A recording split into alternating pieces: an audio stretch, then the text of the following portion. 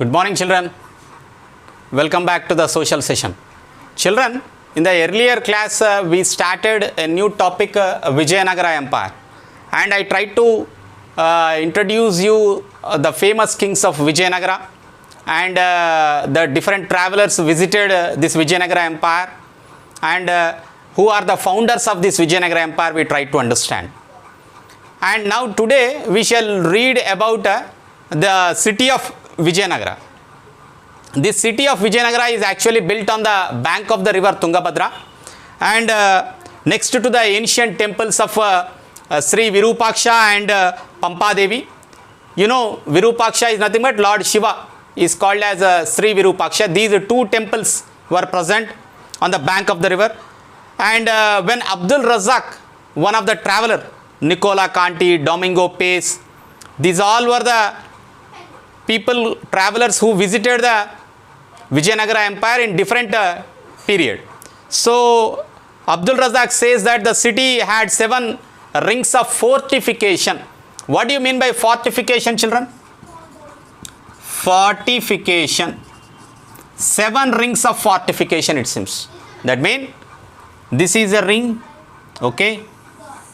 This is a round fort they have built, and this is second round. This is a third fort. This is the 4th, 5th, 6th, and 7th. See, 7 rings of fortification they have built. Okay, in order to keep the king very safe, such kind of fortification was made. Even the Warangal fort we have seen in Kakatiyas during the Kakatiyas. The first was the mud fort. Later they have prepared a stone fort, isn't it? And a water body was also there, moat. We have seen in the Kakatiyas. So, according to Abdul Razak, the city consists of 7 rings of fortification. And if you look at the description given by the Portuguese traveler Pace, you can easily understand how the city was. But archaeologists are of the opinion that the city had 4 squares. The city had 4 squares. This is 1 square, this is 2nd square, this is 3rd square, and this is 4th square. So the city consists of these 4 squares.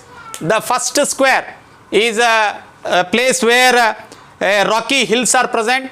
That means temples are located on it. So this is the first square, and this is completely devoted to the temples. So the first square is completely devoted to the temples, and second square is for the using water and irrigational facilities. Agriculture will be brought up here. So second square is completely devoted for agriculture.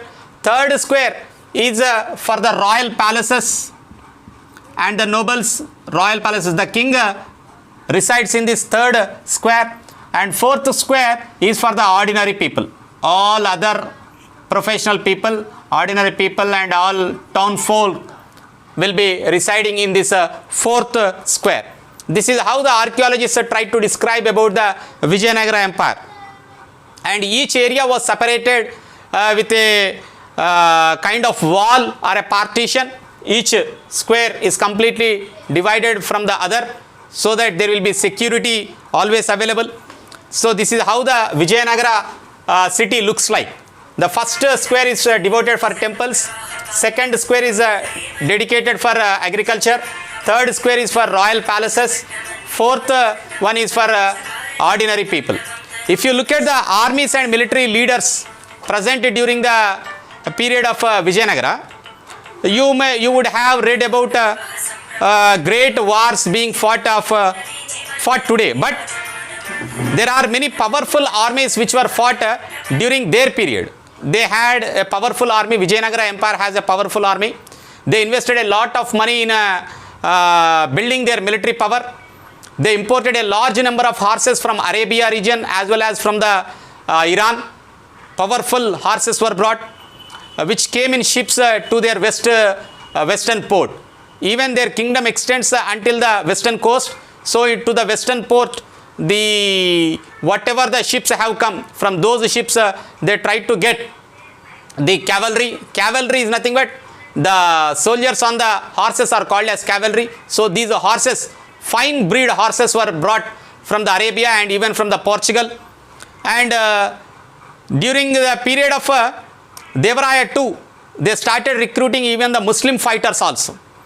And they trained the soldiers of Vijayanagara in the new kind of warfare, how to fight a new kind of warfare they have taught.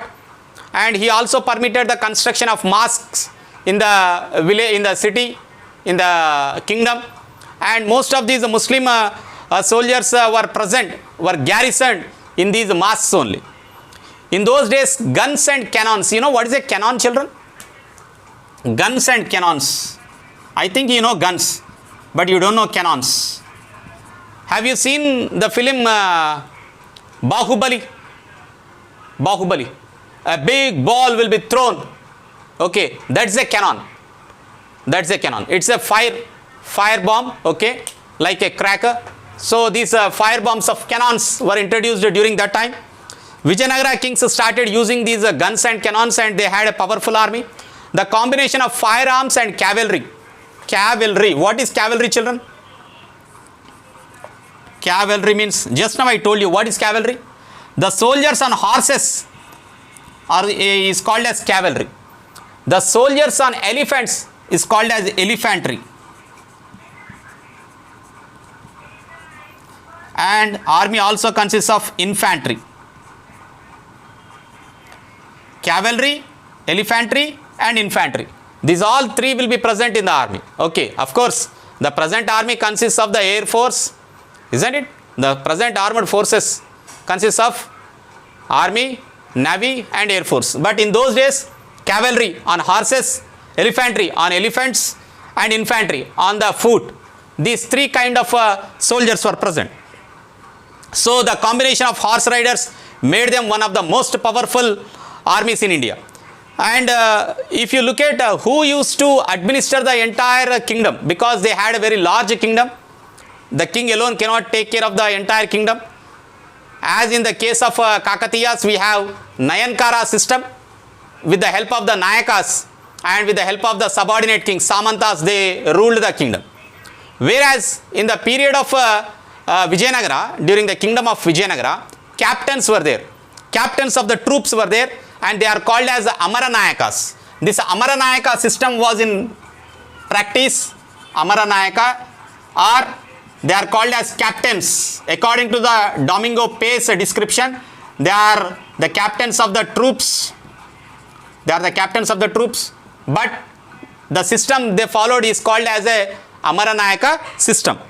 The entire kingdom was actually controlled and administered by these commanders of these armies only, the captains of the armies. So if you read out the account of the Domingo Pace about the Vijayanagara during the Sri Krishna Devaraya period. So Domingo Pace visited Vijayanagara Empire during the period of Sri Krishna Devaraya. He wrote, the king has 1 million fighting troops. 1 million. 1 million, you know? 1 million. 10 lakh is equal to 1 million. So he has 1 million fighting troops are there, and out of them 35,000 are cavalry. That means 35,000 horse riders are there in his kingdom.